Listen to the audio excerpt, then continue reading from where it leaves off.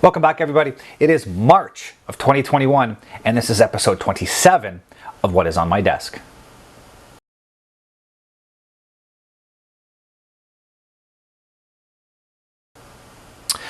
So hopefully I got a bit of an interesting update for you guys today. I do have some new products to show you. I have a new coin to show you, and the progress on these 4 kits, I hope, will actually keep you guys interested for this video. There has been quite a bit of progress on those kits. Unfortunately, with pretty much every other update I put on, the content isn't quite where I'd like it with this channel right now. COVID has really put a damper on what I'm able to get out and get done. I'm still waiting for some time to get into the Canada Aviation and Space Museum to do some filming there. I was recently down in Trenton to do a side project, and I was hoping to get some shots and footage from down there. I just did not have enough time. The project ran late and I was unable to have some time to wander around the museum and get some content there. That would have been really cool if I could have pulled it off. But I did make some contacts. I'm going to try to get down there again and get some content down there over the course of the summer. Air shows for the summer, it's still a coin toss. It's going to be interesting to see where things go. London, I can pretty much say with 100% certainty, London is going to happen in the fall in September. It's a drive-in format. I've got my tickets. The performers are starting to be announced. We've got the F-18 demo. We've got the U.S. Navy Blue Angels, and we have the U.S. Air Force. I believe they have the F-16 demo. So that's almost 100% guaranteed I'm going to be there. They're planning for a cool show. They're planning for a Friday night show. I want to be there for that. I'll be in the photo pit for the Saturday show. So it's going to be interesting to see what they manage to pull out with that. The show here in Ottawa, the Aero Gatineau show, they're still planning it as far as I know. They do have a list of performers. I'm not at liberty to say right now what some of those performers are. Suffice it to say, if it happens, it's going to be a really, really good show. But again, it all depends on where we stand in terms of COVID and public gathering restrictions. They said they're working on a drive-in format as well, so if there are restrictions in place, they can still hold an air show. So I'm going to hopefully manage to get to that. Fingers crossed, we'll see. The big one for this year is going to be Michigan, the Thunder Over Michigan show. I have the tickets, I have photo pit, I have the Friday arrivals day. I'm all set up for the whole thing, but it's in Michigan, and that is contingent on the border opening in time for me to go down. I do not know whether the border will be open by then. I'm hoping, as I do work in the aviation sector, that I am classified as an essential worker and I'll be getting the vaccine sooner rather than later. But again, I don't know. So that is a big unknown. We'll wait. I'll keep you guys updated on that so you have some content to look forward to later in the year. But I'm trying to get some stuff for the summer. Like I said, I'd like to get to the Canada Aviation and Space Museum. I'd like to get back down to Trenton. I'd like to get some of this stuff over the course of the summer, take a few weekends here and there and get some of this content filmed and get it out to you guys. I have a few more aviation history videos in the works as well. I have some ideas, I have some scripts, I got some stuff I'm working on, so stay tuned for that. I'm not sure what you guys are going to see in the March update, the one in the middle of the month. I'm not sure if it's going to be an aviation history video or if it's going to be another tips and tricks. I do have a few tips and tricks sitting in the to-do pile. I might get some of those done. I don't know yet. Time will tell. But that's enough rambling.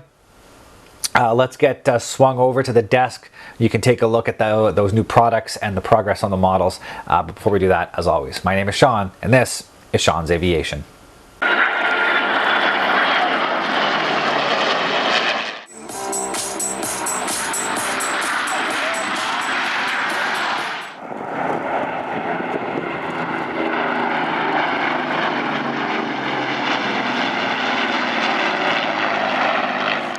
And just before we get into the video, something I should have been doing a lot more up till now, and that is just asking you guys out there, if you enjoy what you're looking at, if you like what I'm doing, go down below, click on the like page, subscribe to my channel, and by all means, please click on that little notification bell. If that way you guys get alerted when I do get more new content up. I usually try to do the What's on My Desk monthly update beginning of the month. And I usually try to get a video or a series of videos released by the 15th, the middle of the month. So whether that's going to be a tips and tricks video or an aviation history video or my time-lapse videos of the previous model builds that I've got done, or an air show video, or some of my new product review videos I'll be doing. So I'm going to try to get something posted by the middle of the month. So please, if you're enjoying this, subscribe, like, and click that notification bell. Let's move on to the video. So here we are. I do have one new coin to talk about. It was again from the SquadronSwagStop.com, that website that I have found that sells coins. And I keep checking every so often just to see what new stuff they have posted, because you never know what you're going to find. And a coin that I had been wanting for a while and had been unavailable for quite some time, finally popped back up as being available. So I, of course, snagged it as quickly as I could because I didn't want to miss out on it again. And that is a coin from the, actually I don't even know if I have the 134th Fighter Squadron, known as the Green Mountain Boys, the Vermont Air National Guard. And the reason why I like it is it's because it is an F-35 coin. So the Vermont Air National Guard was the first Air National Guard unit to upgrade to the F-35s. So they went from F-16s to F-35s, and this is their official coin.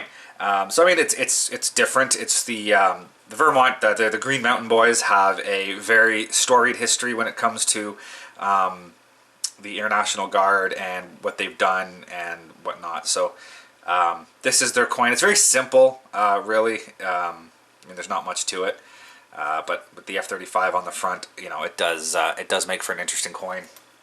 I am trying to collect as many of the F-35 coins as I can when they become available. As I said, I have this one. I have the official, oh, let's see if I can get this out without making a giant mess. I have the official F-35 demo team coin, the Heritage Flight demo team coin. I have one from the Grim Reapers, VFA 101. The US, I believe that is the US Navy unit. I also have the coin from the US Air Force, the first unit to have the active F-35s from Hill. And I do believe that is it. Oh, you know what? I take that back. I have a couple of others, but they're in my case. So I have 6 F-35 coins. So I'm just trying to get as many of them as I can, because you don't know. The F-35, there's now talk that they might be cutting the numbers that are purchased and not getting as many. So obviously I try to get as many as I can because they are very cool. So yeah, that is the new coin. It's nothing spectacular, but it has been one I've been keeping my eye out for a while. So we will, let's go take a quick look at the models. Okay, so here we are back at the desk. Take a look at some of the new kits I got. This was one that I had kind of wanted to get for a while. And then I sort of wanted it, but not enough to go out and like look for and pay the money on.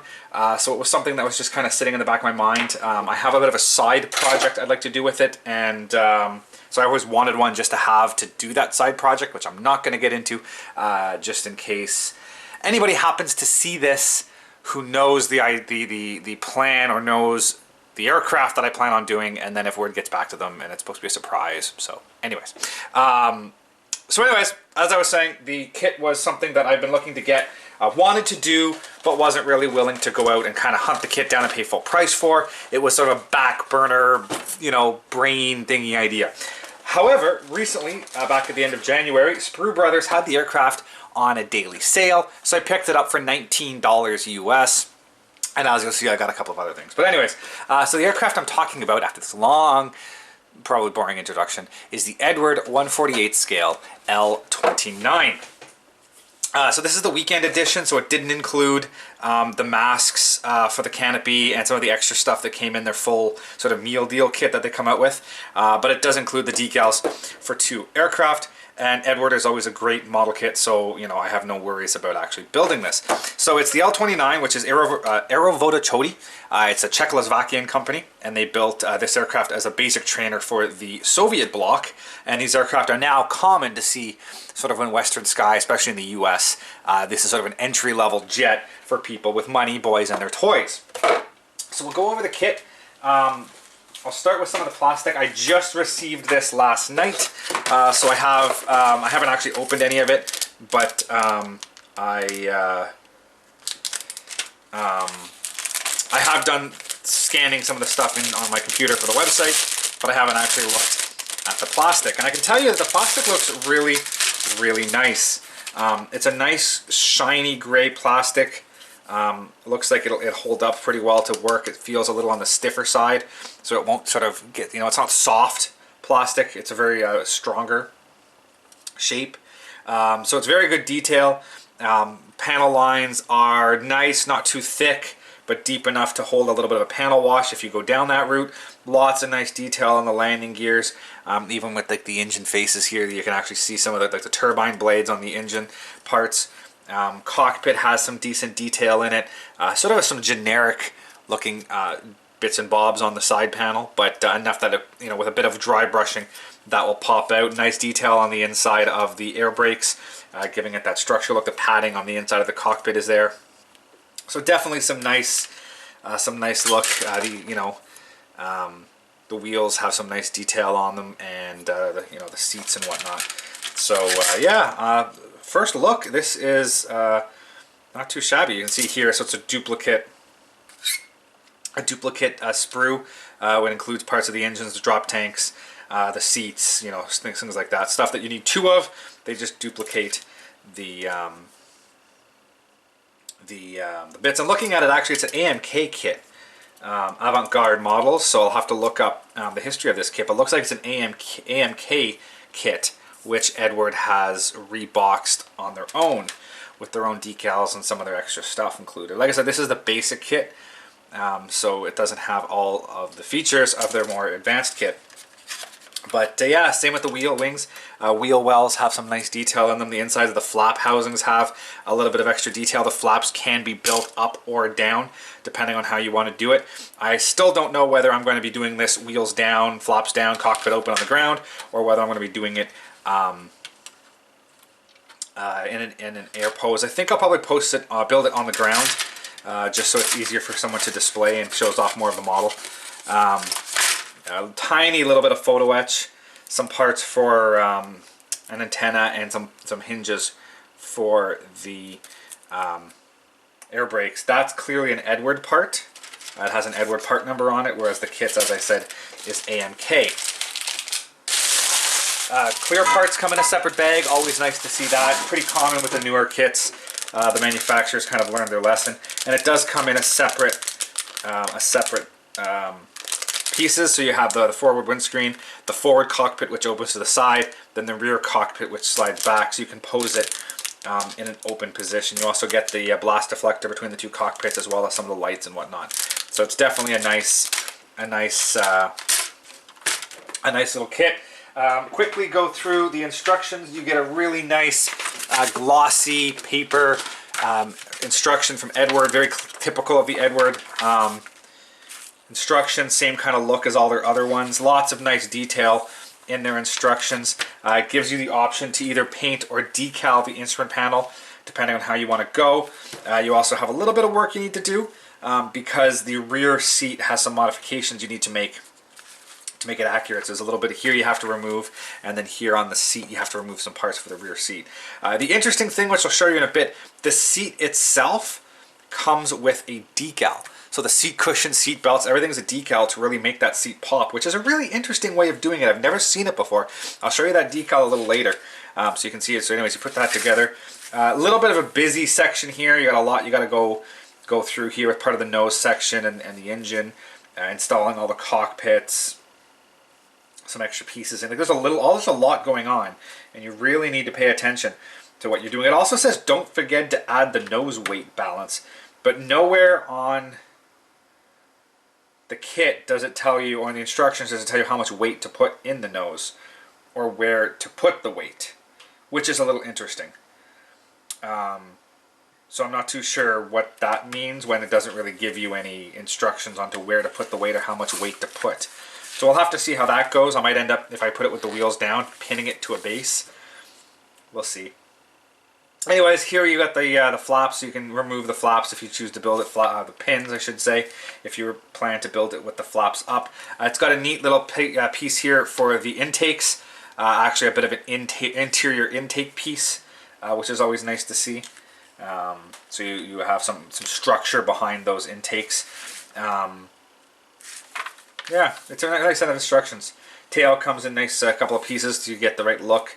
Landing gears are actually pretty complicated. There's quite a bit going on with the landing gear, so that's always nice to see some detail in there. Landing gear doors, installing the landing gear. Here's where you do the air brakes with a little bit of PE that you need to do. Drop tanks if you choose to do them. The nose can be posed closed or open, depending on whether you want to show off some of that interior structure in the nose. Canopy again can be posed open or closed, depending on how you want to do it. So again, that's a nice little feature to give you that ability. Decals, you have 2 aircraft possibilities. This one here, it's actually the Czech Republic 1st Flight 11th Fighter Regiment, and it's a full sort of tiger stripe scheme. So yellow with the black tiger stripes. I'll show you in a decal sheet in a bit how they did that. Here's the breakdown for applying the tiger stripes. Again, breakdown for applying the tiger stripes. And then the other aircraft here is from Slovakia, and it's just sort of a basic line bird. Includes all of the stencils in blue. So this is sort of a full stenciled bird, whereas this one doesn't have any stencils on it whatsoever. It's just a basic aircraft. So again, this is the overall scheme. Here is where you do the stenciling. Shows you where all the different stencil decals, full set of stencils, which is nice to see. Downside is they give them to you in blue and only in blue. So if you do choose to do another aircraft other than this one that have, say, for example, black, you're a little out of luck because they only come in blue. So on the back half, we also have the blue stencils for the top and the bottom. So like I said, I have a bit of a plan for this, so I'll have to see whether I can pull that off depending on how many markings I need to come up with on my own. But it's definitely interesting. So decal sheets, there's 2. I'll show you this one first. This is the full set of decals for the tiger stripes, and all of the tiger stripes are individual decals. Every stripe is a separate decal, and you have to go through and place each decal in the right place, get the orientation right. It's a little tedious, but I like how it's done simply because there's no worrying about, say, a massive decal that will wrinkle and pull and might not fit properly. Each individual decal allows you to make sure everything is just right, and if it's off a little bit, it's better to have one slightly off than half of the plane off. So that's a nice nice feature. I said a bit tedious, but it'll work. And then the actual sheet, this is all that you get for the rest of it. So it's not a lot of decals, and I shouldn't say that. There's a lot of decals packed onto a small sheet. Because this is the stencils. So these are all your stencils, I said, in blue and red for the aircraft. And then on this one, you get your generic decals. So the aircraft numbers, the roundels, the aircraft steps and walkways and stuff. And then over here is where I was mentioning, for example, the seats. So these are the decals for the seats, which I think is a really unique idea because you get the seat cushions, the belts, all of the buckles and everything, all as a decal. So you're not worried about photo etch or painting all this little detail. You can just stick the decal on the finished seat and it should give you the look you need. And then for the cockpit, you have all of these pieces here, the instrument panels and everything done like that, so you can paint the panel whatever color you want and the decal will give you the instruments. And I think that's a good idea as well because it allows it to pop but not having to do a lot of actual detail in the kit. So I'm very happy with those. So that's the basic kit. I'm not, like I said, I'll probably do a more in-depth review a little later when I get ready to build this kit. This is just a quick intro to the model, but it is a pretty interesting kit. I mean, it's not a popular kit. There's not a lot of people out there who want to build an L-29 other than people who, you know, from the Eastern Bloc countries have a personal connection to this aircraft. You know, it's not a very popular build. But like I said, I have a bit of a project for this little idea that I want to do. So we will see if I can pull that off. It'll probably be done sooner rather than later. Might not be the next batch of models because I kind of have the next 4 kits that I'm building locked in, but the batch after that. So maybe by the late 2021, I'll get started on this one. But we'll have to wait and see how things pan out and what I choose to do.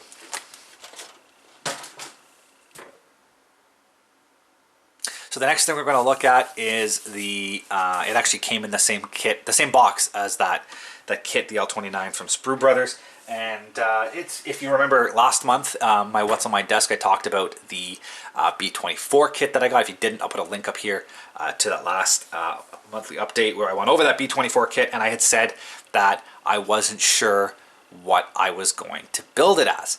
Well, when I saw that L-29 come up and I knew I wanted to get it, and it was only available for 2 days on sale, I very quickly went through their website and saw what B24 decals they had available, thinking if I have to place an order with kind of paying for the shipping, throwing a decal sheet into the same package isn't going to increase my shipping costs at all.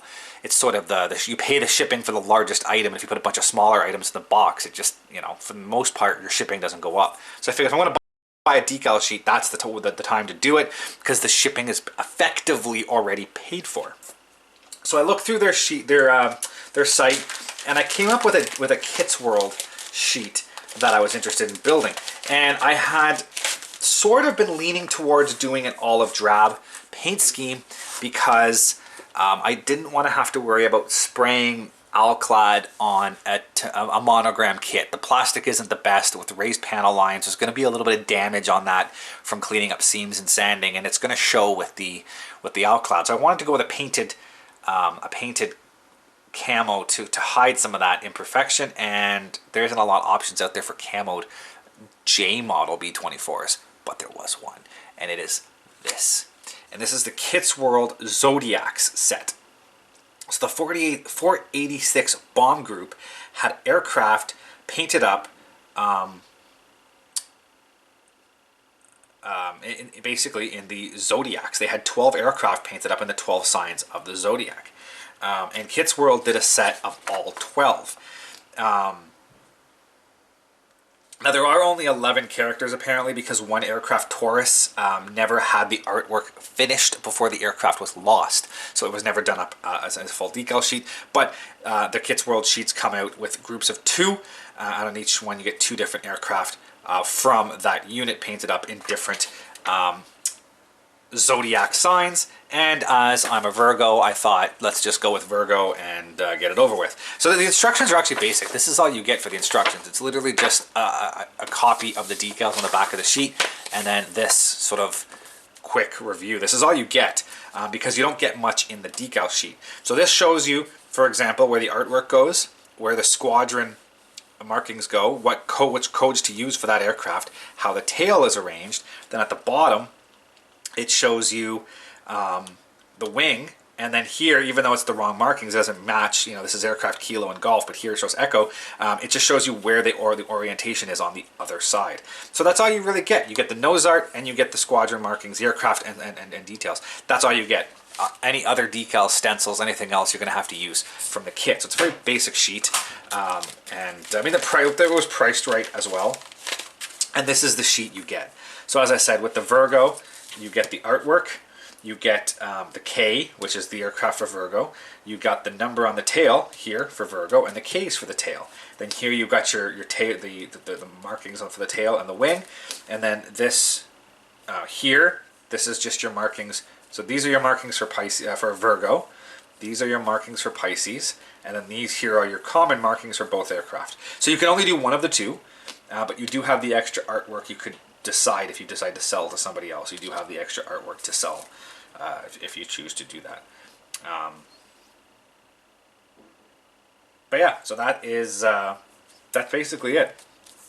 That is what you get in the kit. There, like I said, it's not a lot. There's not much included, but if you do want to do a camoed B24J, this really is probably one of your only options. There just wasn't a lot of camouflaged J model B24s. I had thought about possibly doing a assembly ship, but there's no decals for that, and a lot of them are, you know, very difficult, complicated paint schemes. So I leaned against that, and I wanted to go with this. And it's kind of got that personal connection to me, being my own Zodiac sign. Not that I'm into any of that stuff, but it is kind of cool to be able to have that sort of personal connection to the aircraft if you want to do it. Doing something, you might as well do something that fits. So that's the new product. That's basically all I got. So let's take a look at the progress on the models.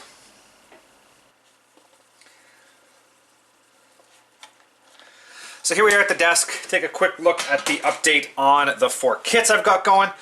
There has been some significant progress. The past month has been good. I've had a bit more free time with school back on, my daughter going back to school full time. It has given me a bit more free time during the day to poke away at this kind of stuff. So I did get a little bit of progress.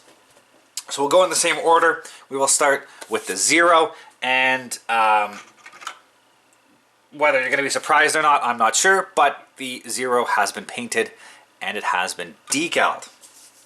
So if you have been following up till now, you would have known I had planned on doing the salt weathering technique. So I painted the wings silver. I then added, you wet the wing, you sprinkle the salt on, you paint the overtop color, and then once that color is dry, you wipe the salt off, and it leaves this beautiful looking paint chip looking to it. So I did that. I did the cowling as well. So the cowling has a number of paint chips on it as well, just to really make it dirtied up. The cowling looks a little off right now. Once it's weathered and flat coated, I'm looking for a different color tone between the top and bottom. So I was just trying a couple of different things to kind of vary those colors, make it look like the bottom half is a replacement cowling. Props are also, I got a bit of weathering done, or paint chipping on the tip of the prop, and then with the decals in place, you can really start to see, how that's going to come together. So it's starting to look really good. I'm really happy with how it turned out. I painted the yellow leading edges. I also went ahead and wiped them down a little bit with a little bit of an alcohol wipe, just to try to weather that paint a little bit, make it look a little bit distressed. The bottom, again, it looks pretty clean right now. Once I do some weathering, and I'll add in some oil and fuel staining and whatnot, and gun exhaust smoke and oil exhaust and all that other kind of stuff, it is going to dirty it up quite a bit. And you're not going to see the bottom very much when it is sitting on the landing gear, but I do want to do a little bit under there just to make it, look a little dirty. Same at the top, I'll be adding some staining and some exhausts and just really dirty it up, look like it hadn't really been taken care of and beaten up. Landing gears are just placed on there now. They're not painted. I still have to do that. Tail wheel. I do have the drop tank assembled, and it just needs to be painted again and weathered and glued into place. So I'm slowly poking along on it. It is sort of in a holding pattern right now as I work my way across the models with the decals. So we'll look at the P39, and the P39 has also been painted, and I'm currently working on the decals on the P39. So I did do pre-shading.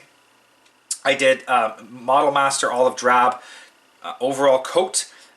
Gave it a bit of a weathered look so you could see some of that pre-shading. I then went along with the Vallejo Dark Olive Drab, and you can see where I have kind of dispersed some darker shades of green just to give it some variation in color. I then masked and painted the white. And then the bottom, you can see as well, it's got a nice weathered bottom to it. Looks like it's been sort of used and abused. I then glossed it, and I'm currently working on the stencils. I have a few more stencils to go, and then I'll be doing the rest of the decals on it, and then there'll be time for weathering and everything else. And this one, again, I'll be doing a bit of a heavy weathering, especially the exhaust back here will be pretty heavily weathered, and then I'll do some staining and whatnot on the bottom. You'll see a lot of oil spill, oil leakage and stuff like that. Just want to make it look like, again, used and abused, not really taken care of. As a training aircraft, it wouldn't, their primary goal wasn't keeping the aircraft clean. The primary goal was training pilots. So these aircraft got used and abused quite heavily. So I'm definitely looking for that kind of look. So yeah, it is coming along quite nicely. I'm happy with that. It's going to look really neat sitting there on its wheels, with the cockpit doors open and everything else. So it's coming along. Happy with that. I also have the prop spinner and the drop tank more or less ready to go for paint. I'll touch those up a little later in the process, just before I do final weathering. So moving on to the F-15. The F-15 has been painted. So similar to the P-39, this got a coat of pre-shade black. I then went ahead and used Model Master Gunship Gray, covered the whole thing. You get that nice variation in color. I then gloss coated it, which is also leaving a little bit of variation in color, the way the gloss went down. So I'm not worried about that. I do want a slight variation in color. I also did some touch-ups with the Vallejo Gunship Gray. There were a few spots I missed. It looks like the colors are very similar. I can't really tell the spots that I touched up versus the spots I painted initially. So the colors are almost exactly the same. But there are some spots where I cleaned up with Vallejo.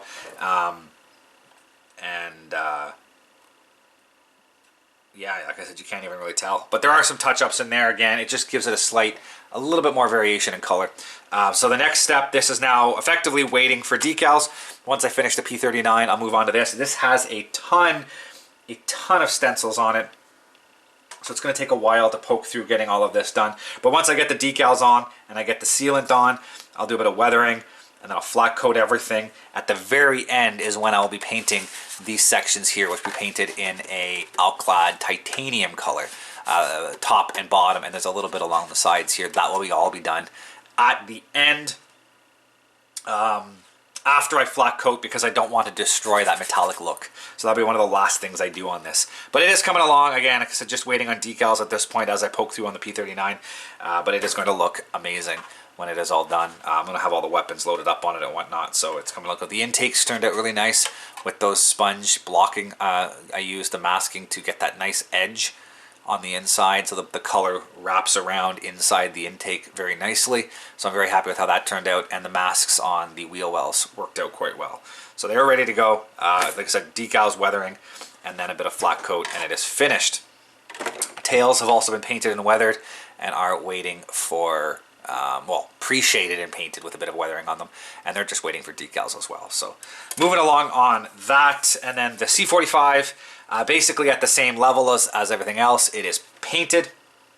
There's many coats of paint on this. I painted white on the top, and that included white on the red areas as a base color. I then masked and painted the red.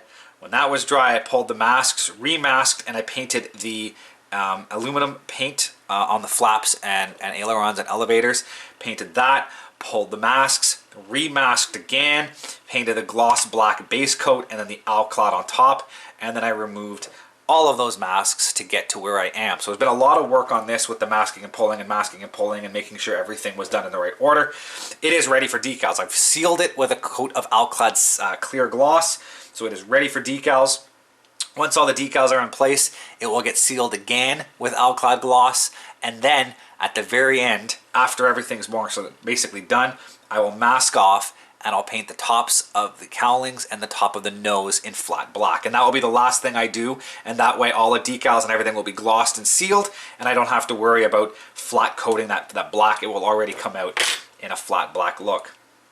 So that's that. There's not much left. Once I get decals and gloss coat done, paint that black. After that, it's just a couple of little fiddly bits, and then I just have to finish off the base. But again, that should not take me very long. And then you can see here are the tails with the Alclad in the front half and the aluminum on the fabric-covered rudders in the rear half. So that's a nice bit of a variation in color, which will give it a good look. So that's the status of those 4 models. So as I said, it's just been...